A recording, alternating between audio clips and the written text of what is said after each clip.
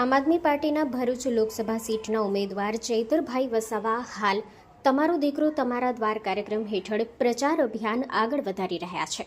29 માર્ચના રોજ ચૈતરભાઈ વસાવાએ તમારો દીકરો તમારે દ્વાર કાર્યક્રમ અંતર્ગત વાગરા વિધાનસભામાં ડોર ટુ ડોર અભિયાન શરૂ કર્યું હતું।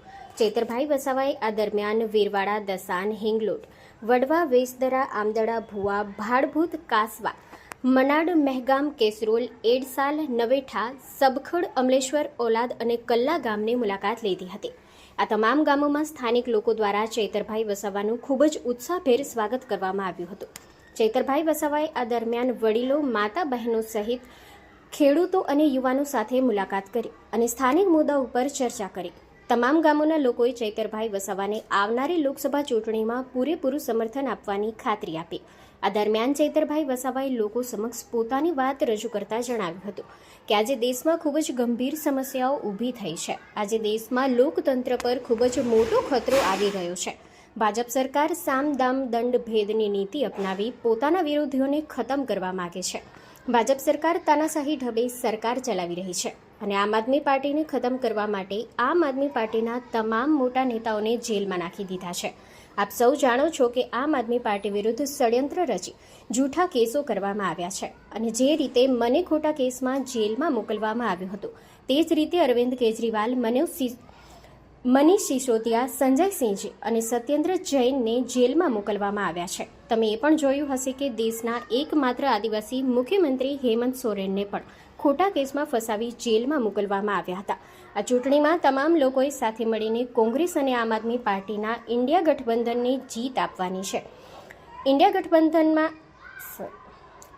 ગઠબંધન જ દેશમાં લોકતંત્રને બચાવી શકે છે। માટે હું ભરૂચના તમામ લોકોને વિનંતી કરીશ કે આવનારી ચૂંટણીમાં આમ આદમી પાર્ટીના ઝાડ ઉપર બટન દબાવી મને એક ઐતિહાસિક જીત અપાવો, જેથી આપણે સાથે મળીને દેશના લોકતંત્રને બચાવી શકીએ।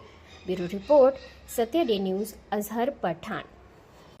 આપણે આપણી મજૂરી કરીએ છીએ ને આપણે જીવીએ છીએ, કોઈ આવતું નથી। ત્યારે અમે બી તમારી વચ્ચે ઇન્ડિયા ગઠબંધનના એક ઉમેદવાર બનીને આવ્યા છે। એટલે અમે મોટા મોટા વાયદાઓ જે લોકો કરીને જાય છે એવી રીતના વાયદાઓ કરવા માટે નથી આવ્યા। કેમ કે તમે જોયું છે ચૂંટણીઓ આવે ત્યારે ભલભલા નેતા આવે, કાકા, મામા, મામી, જોજો એમના માણસો આવે ને, રાતે 2 વાગે બી દરવાજો ઠોકતા છે કે નથી? અનુભવ થયો હશે તમને। રાતે બી ઉઠાડે કે આ 200 રૂપિયા લો ને કાલે આપણે મતદાન કરવા જવાનું છે ને તમારે આના પર દબાવવાનું છે। થાય છે કે નથી થતું? પછી એ રાત ગઈ અને બાદ ગઈ, મત તમે બીજા દિવસે આપી દીધો, પછી કોઈ આવે છે તમને પૂછવા? તમે સામેથી બોલાવશો કે ભાઈ આવો અમને ઝૂંપડું આપો, કોઈ આપવા આવશે?